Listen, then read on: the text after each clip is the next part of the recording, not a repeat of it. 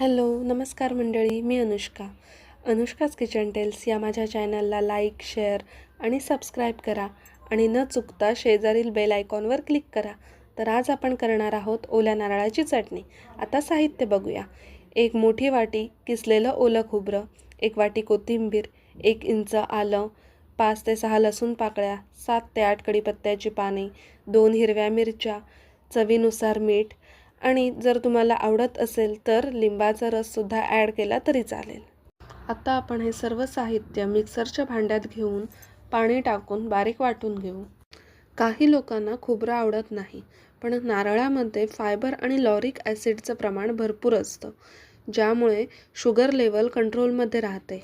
ओल्या नारळाची चटणी घरी बनवलेली असेल तर अधिकच फायदेशीर आहे, कारण बाहेरच्या चटणीमध्ये नुकसानकारक पदार्थ टाकले जातात. खोबऱ्याच्या चटणीमध्ये कॅलरीजचं प्रमाण कमी असतं, जे वजन कमी करण्यास मदत करतं. ज्यांच्या शरीरात रक्ताची कमतरता असेल किंवा थकवा जाणवत असेल तर तुम्ही खोबऱ्याची चटणी आवर्जून खाल्ली पाहिजे. जर तुम्ही खोबऱ्याच्या चटणीचे नियमित सेवन केले तर इम्युनिटी बूस्ट व्हायला मदत होते. या चटणीमध्ये विटॅमिन्स, मिनरल्स भरपूर प्रमाणात असतात, ज्यामुळे मेटाबॉलिझमही मजबूत होतं. तसेच खोबऱ्याची चटणी हार्टच्या रुग्णांसाठी फायदेशीर मानली जाते आणि सोबतच ब्लड प्रेशर कंट्रोलमध्ये राहतो.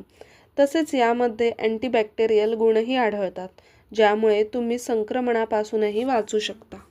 तर आता आपली चटणी वाटून तयार आहे. माझं असं वैयक्तिक मत आहे की चटणीला फोडणीची गरज नाही. वरून दिली जाणारी तेलाची फोडणी हे फक्त जिभेचे चोचले पुरवण्यासाठी केलेला प्रयोग आहे. कोणतीही चटणी असू दे, ती ओरिजिनलच असावी. ही चटणी तुम्ही डोसा, इडली, घावणे, आंबोळी, आप्पे आणि कोणत्याही धान्याच्या भाकरीबरोबर केव्हाही खाऊ शकता. ही रेसिपी ट्राय करा आणि मला कमेंटमध्ये नक्की सांगा. अशाच चमचमीत रेसिपीजसाठी अनुष्काच किचन टेल्सला सबस्क्राईब करा. थँक्यू.